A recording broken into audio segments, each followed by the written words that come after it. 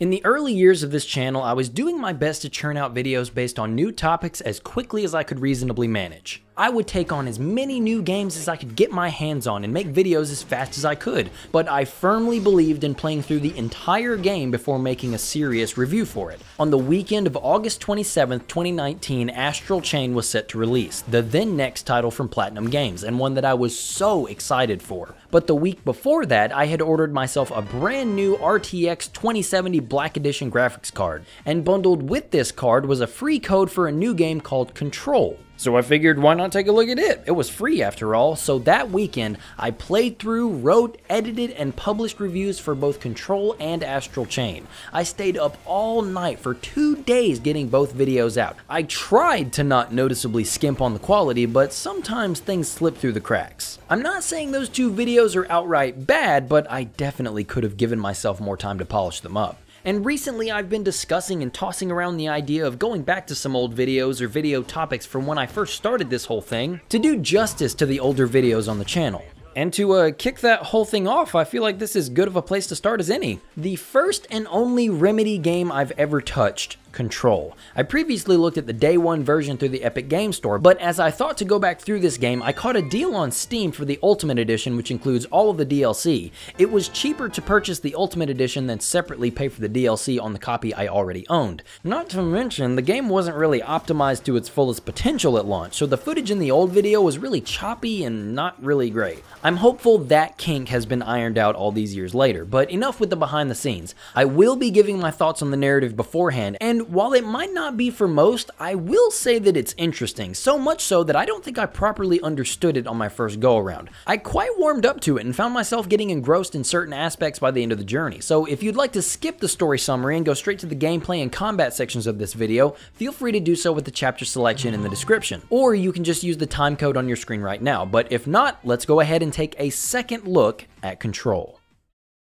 Our story begins as a woman named Jessie Faden finds herself entering the headquarters of the Federal Bureau of Control. Jessie has a bit of a vendetta against this organization, as they were responsible for kidnapping her brother when they were both at ground zero for a cataclysmic altered world event, or AWE for short. During this event, Jessie and her younger brother Dylan were opened up to other dimensions by an object of power, an unassuming item that's found itself being a conduit for interdimensional power, and in this case, it was an old slide projector. Each slide opened up physical portals to other dimensions and caused all the adult residents of Jessie and Dylan's hometown to vanish. But it also let loose an unfamiliar entity that bonded with Jessie and helped her to push back whatever was on the other side, keeping the portals open. This being that also granted Jessie telekinetic abilities was later given the name Polaris. Since that day, Jessie has spent her whole life in constant pursuit of the Bureau, until finally she and Polaris find themselves inside their headquarters. But unexpectedly, just as she's about to confront the director who kidnapped her brother all those years ago, she finds the man dead on the ground with a fresh gunshot wound to the dome. With this revelation, a group of mysterious voices in Jessie's head encourage her to pick up the murder weapon. This seals her fate though, for after passing a quick test to make sure she can pull the trigger, Jessie becomes the new director of the FBC, giving her direct contact with the mysterious voices, or the board. After this, Jessie rescues the head of research, Emily Pope. The two discuss the catastrophe that has befallen the FBC's headquarters. An otherworldly infection known as the Hiss has been running amok, doing all kinds of crazy, kooky things, like making people float in the lobby, clogging up the pipes with monsters, and causing many of the objects of power contained in the Bureau to freak out. And after catching up with everything, they both join forces to figure out what exactly is going on at the FBC. Now, during the middle chunk of the game, even more details and acronyms that don't really befit a synopsis like this start getting thrown around in an attempt to draw the player further into this world. But basically, after Jessie lifts the building's lockdown, she travels from sector to sector, helping each department head get everything under control. Until eventually she discovers that the Bureau has had her brother and have been experimenting on him since the slide projector AWE. After Dylan is put back into captivity, it's very easy to see that the Hiss have corrupted him. He informs Jessie that the slide projector is in the building and urges her to seek out the truth. But she goes looking for it in the hopes that she can shut it off and save her brother once and for all. And then the climax of the game happens, where everything gets revealed more or less, but it's still pretty confusing. After making it to the research sector, Polaris urges Jessie to free this entity named Hedron, named this way because it does look like a big ass polyhedron. After it's free, some stuff goes down. With Hedron basically destroyed, Jessie finds herself being corrupted by the Hiss, because Hedron was more or less keeping the Hiss at bay. And after some haha fake credits, we find her in this dream loop of doing menial tasks in the Bureau. Eventually, she takes control of this dream, breaks the loop, kicks the Hiss out of her head, turns off the slide projector, rids Dylan of the Hiss, which puts him in a coma, and finally fully accepts her role as the director. Okay. That was a severely abridged and dulled look at everything that happens in Control. I would classify this as the kind of story that's easy to follow along with casually, but if you're the type of person that likes to dig deeper and really seek out details that make a world of difference in putting situations and characters in completely different lights, Control was made for you. It's like watching a psychological thriller that's totally aware of itself the entire time. Towards the end, when you find the recordings of Jessie being interviewed, it's really cool to see how her entire life has been under such strict supervision. A room reveals that Jessie has been spied on and observed ever since the slide projector incident. And when you put that with her distrusting nature and the guilt she feels for losing Dylan so long ago, you can kinda start to empathize with her. I still think some of her dialogue sounds like it comes from a Linkin Park album. That babble's contagious. It burrows in like an infuriating melody that makes you hum it over and over.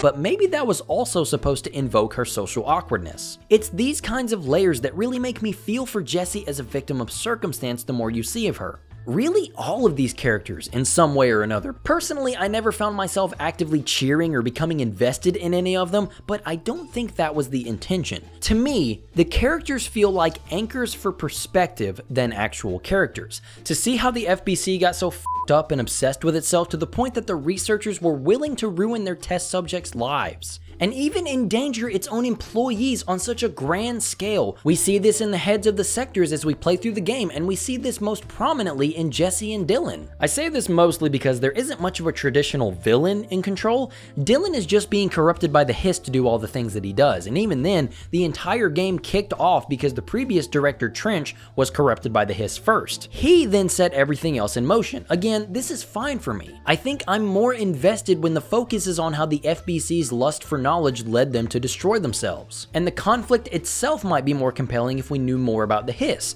What do they want? Why are they taking over? We don't know. And it doesn't come across as something that they want us to know. It's much more interesting to hear about the FBC. As shallow as the sector leaders and employees are, just going through and seeing their 9 to 5 is compelling. Hearing the head of the containment sector have a moment because he forgot about one of his employees who was keeping an eye on a killer refrigerator is hilarious.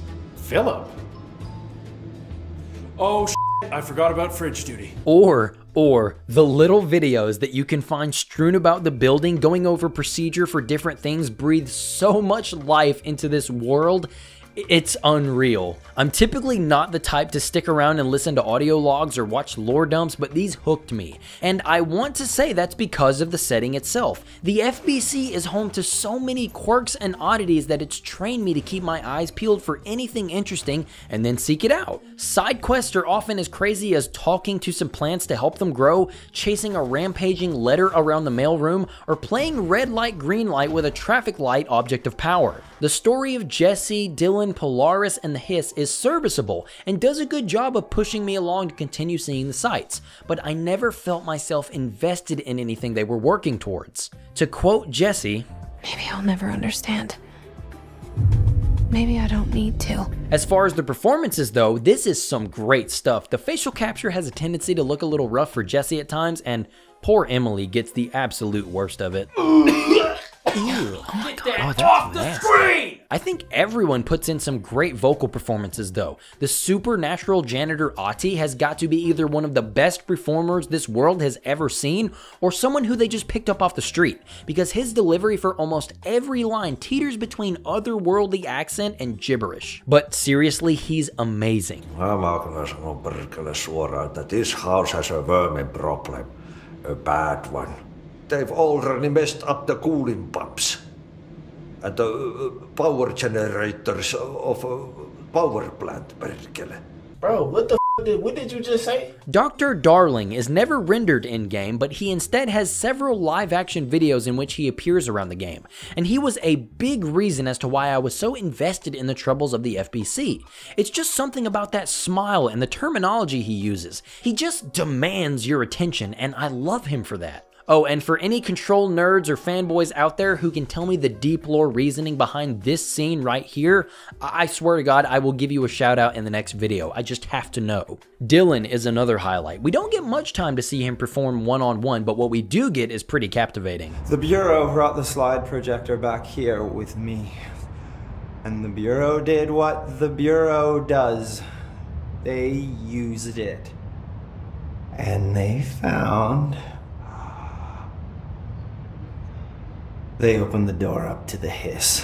The cast in general was really great, and even if I didn't think the story was terribly engaging, I can safely say that the combat picks up the slack. Control, from a glance, might just look like another third-person shooter, and I mean, that's not entirely inaccurate. Our homegirl Jessie is equipped with the service weapon. This handheld firearm regenerates ammo after being used and is capable of changing into several different forms to alter its rate of fire. You start off with a singular shot, your typical pistol type deal, but later on you gain access to a rapid fire form, a shotgun form, a chargeable mini missile launcher form, and then these other two that I didn't use at all. You can only have 2 of these forms equipped at one time, being able to swap back and forth in the middle of combat, making Jessie more capable of handling any type of situation. But here's the thing, the service weapons forms don't leave a lot of room for experimentation. The loadout that seemed to be the best for me was Spin and Shatter. I had mid to long range automatic coverage and I had a close range shotgun. I did like these weapons, they came in handy and complemented each other well, but the issue is if you don't like having either the single shot pistol, the shotgun, or the rapid fire, then you're more or less out of luck.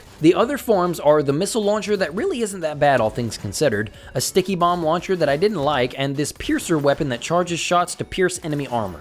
That's it. So 2 explosive weapons that basically do the same thing and a gun that pierces armor that the other forms damage just as well. The choices are very limited. I would have loved to have a slower, stronger rapid fire form. I'd dig a long range sniping form, but we are stuck with what we're stuck with. Next issue with the service weapon's flexibility are the weapon mods you can find. Each form of the service weapon can eventually equip up to 3. They're randomly generated and they don't have the capacity to do anything interesting. Randomly generated loot is one of the most annoying rewards for me to get in a game. I've gone over this the few times I've talked about Neo, but I can't stand getting truckloads of loot that have incrementally more positive stat increases. Because not only am I 18 hours into this game, still getting useless level 2 and 3 mods, but they made Jessie's inventory limited. So I was stopping what seemed like every other hour of playtime to rhythmically press the F button to delete these things one by one. Someone please end my life. I thought a select all button would have been a shoo-in for this Ultimate Edition's release.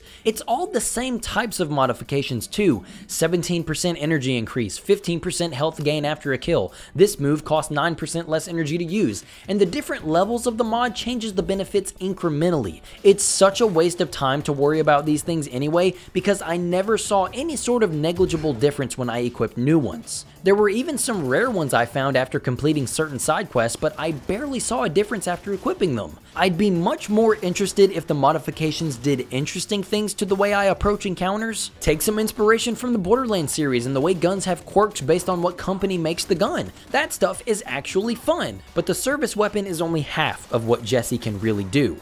And that's all because of her psychic abilities. Man, this is the best thing Control has going for it. Throughout the game, Jessie will collect abilities that greatly improve her capabilities in combat as long as she's got some energy to spare. She can create a shield of rubble, quickly dash around the battlefield, convert weakened enemies to fight for her, levitate in the air, slam back down for big damage, and best of all, the launch ability. It's very simple. You just pick up any object in the environment and Jessie will beam that thing right into the enemy's face. It's great for long range, it's great for enemies who don't know what the meaning of personal space is, and the game will even create a chunk of stone or whatever to load you up if there are no physics objects in front of you. You can aim at any specific object you want to grab, allowing you to do some cheeky stuff like hitting the enemy with something on the way to you. Eventually the move can be upgraded to summon 3 objects at one time to just wreck whatever is in front of her. I love this ability so much. It's one of those abilities that you can just tell the entire team put their soul into. The way in which objects snap into your grasp is just, oh. I would love to know the system they implemented for the sounds the ability makes, because as the objects are being summoned, this incorporeal screech follows the object. But it's not static. It'll shift and modulate depending on how long it takes the object to travel, or how heavy the object is. It's so good. But I think this ability is emblematic of what makes combat encounters so great in Control, because that's really it. Everything I've described for you is what Jessie has at her disposal. But for me, it's these abilities plus the environment that makes it a plus. Everything in these levels are physics objects. Everything from the glass, the office cubicles, to the tables and chairs in the cafeteria. Even more impressively, most items that can be destroyed dynamically.